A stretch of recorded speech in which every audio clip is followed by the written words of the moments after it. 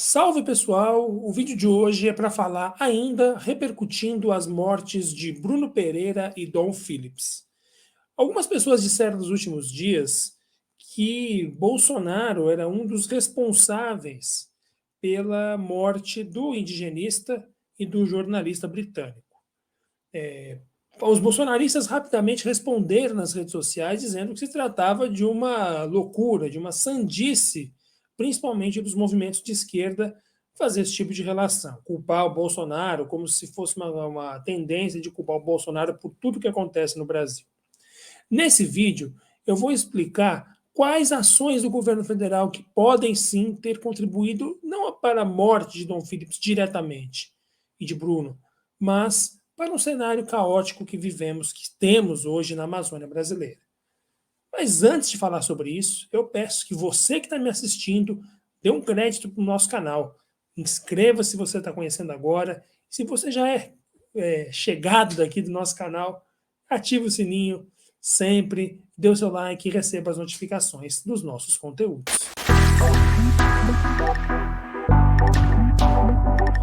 Na campanha de 2018, Jair Bolsonaro já avisou a população que teria uma postura muito diferente dos seus antecessores em relação à questão da Amazônia. O Jair Bolsonaro pode ser criticado de muitas coisas, mas nesse ponto especificamente, não há o que dizer que ele mentiu. Ele foi muito explícito, não cometeu estelionato eleitoral no que se refere à questão da Amazônia. Bolsonaro parte de um princípio, de uma visão ideológica, de que a Amazônia está sendo ocupada, está sendo garantida, direitos demais estão sendo garantidos aos povos indígenas, às populações e demais comunidades tradicionais que vivem na Amazônia. Bolsonaro apresentou essa visão inúmeras vezes durante sua campanha eleitoral. Falou, por exemplo, que não demarcaria 1 centímetro de terras indígenas. Falou que entendia a questão dos povos comunidades tradicionais como um problema, tratava até com desdém. Ficou famoso aquele vídeo do Bolsonaro, num evento lá no Clube Hebraica em São Paulo, depreciando, debochando dos quilombolas. Portanto, já se imaginava que quando Bolsonaro assumisse o poder e ganhou a eleição, ele teria uma postura bastante diferente, bastante contrária à questão da preservação ambiental.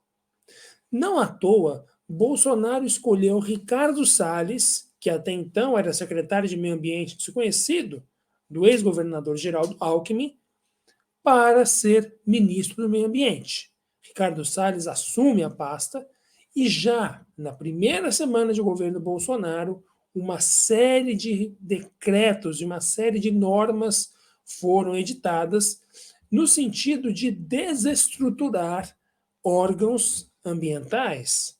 Foi o caso, por exemplo, da extinção da Secretaria do Ministério do Meio Ambiente, que operacionalizava políticas voltadas às mudanças climáticas.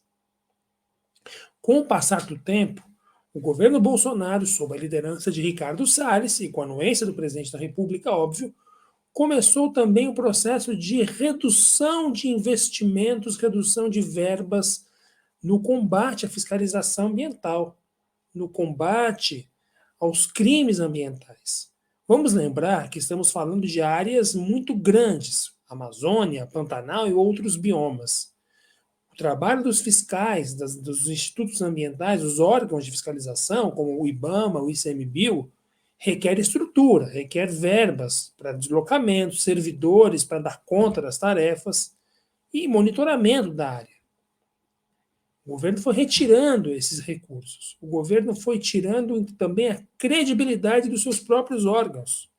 Vamos lembrar o episódio envolvendo o INPE, quando os dados demonstravam desmatamento na Amazônia, o governo Bolsonaro vai lá e descredibiliza, ataca o coordenador do estudo, um estudo sério, científico, questionando os dados que é o próprio governo que produziu. Quer dizer, para não confessar o desmatamento, para impedir que isso venha a público, você tire a credibilidade do órgão que fez o estudo, que mostrou que havia desmatamento. Essa série de questões somadas, política voltada à desestruturação de órgãos ambientais, política voltada ao favorecimento da atuação de grupos criminosos na Amazônia, levou a uma situação de caos. Em 2021, tivemos outro episódio, denunciado pelo delegado Alexandre Silveira, então superintendente da Polícia Federal no Amazonas. A Polícia Federal fez uma operação, a maior até então, de combate à extração ilegal de madeira. E aí o ministro de então, Ricardo Salles, voou para a região, mas não para dar apoio logístico, apoio político à operação da Polícia Federal. Foi para beneficiar, para tentar ajudar os desmatadores, ajudar aqueles que destruíram, que estavam levando ilegalmente toras de madeira. Esse processo todo representou uma mudança de orientação governamental do governo Bolsonaro, mudando toda a sua estrutura, sua lógica para facilitar a ação desses grupos que desmatam, os grileiros ilegais, toda sorte de criminosos que atuam na floresta. E o que isso tem a ver com o Dom e com o Bruno? Quando vemos uma situação de desestruturação ambiental, retirada de recursos, perda de investimentos, perseguição a servidores, que Ricardo Salles empreendeu, principalmente no IBAMA, no ICMBio e todos os órgãos da cadeia de fiscalização ambiental. Quando o governo faz essa postura, ele instaura um ambiente de caos, porque ele retira a capacidade do Estado de fiscalizar e proteger a floresta, de punir criminosos, quando a autoridade máxima da pasta se coloca ao lado dos criminosos, como no caso denunciado pelo Alexandre Silveira. Diversas vezes o governo se coloca do lado do que eles chamam de produtores, confundindo um pouco a opinião pública, como se fossem pequenas figuras, pequenos proprietários, pequenos agricultores que estão ali trabalhando na floresta. Estes estão lá, é verdade. Mas muitas vezes as operações de desmatamento envolvem grandes conglomerados econômicos, grandes empresas que atuam ilegalmente na região, como os grileiros também, que às vezes têm ali diversos interesses, inclusive internacionais, ali financiando aquilo ali tudo. E o governo ao lado de quem comete os crimes. Quando Dom e Bruno resolvem investigar possíveis ações criminosas na Amazônia, o caos instaurado e a situação de ver a floresta como terra de ninguém leva a um clima de insegurança para quem vive na região, e para quem trabalha, e para quem vai buscar uma informação, buscar uma apuração, como foi o caso de Dom e de Bruno. Nesse sentido, Dom e Bruno também foram vítimas de uma política desastrosa, nefasta, do governo Bolsonaro para a questão da Amazônia. Afinal de contas, há um salvo-conduto. A Polícia Federal, quando resolve trabalhar na região, é tirada de campo. Os órgãos ambientais que poderiam fiscalizar o que estava acontecendo na região foram tirados de campo. Sem verba, sem prestígio, sem apoio político, resta a floresta largada nas mãos de bandidos, de criminosos.